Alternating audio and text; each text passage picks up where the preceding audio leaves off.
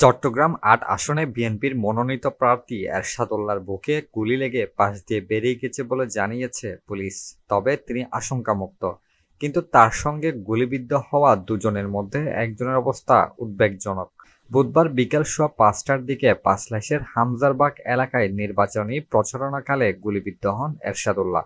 Chittagong metropolitan পুলিশের উপকমিশনার আমিরুল ইসলাম বলেন, বিকেলে নির্বাচনী প্রচারণার সময় গোলাগুলি শুরু হয়। এ সময় এরশাদুল্লাহ সহ ৩জন গুলিবিদ্ধ হন। তার চিকিৎসা চলছে এবং তিনি আশঙ্কামুক্ত বলে মনে করছেন ডিসি আমিরুল ইসলাম। তবে গুলিবিদ্ধদের মধ্যে একজনের অবস্থা গুরুতর উল্লেখ করে ডিসি বলেন, তিনি মারা গেছেন নাকি বেঁচে আছেন সেটি চিকিৎসক জানাবেন। বিএনপির প্রাথমিক প্রার্থী তালিকায় নাম আসার পর থেকে নিজ নির্বাচনী এলাকায় প্রচারণা চালাচ্ছেন এরশাদুল্লাহ। পাঁচলাইশের হামজারবাগ এলাকায় তার জনসংযোগ চলাকালে গুলির ঘটনা ঘটে।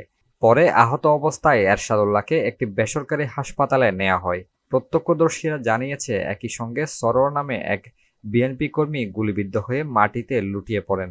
তাকেও গুরুতর অবস্থায় উদ্ধার করে হাসপাতালে ভর্তি করা হয়েছে। গুলিবিদ্ধ অপর ব্যক্তির নাম পরিচয় তাৎক্ষণিকভাবে জানা যায়নি।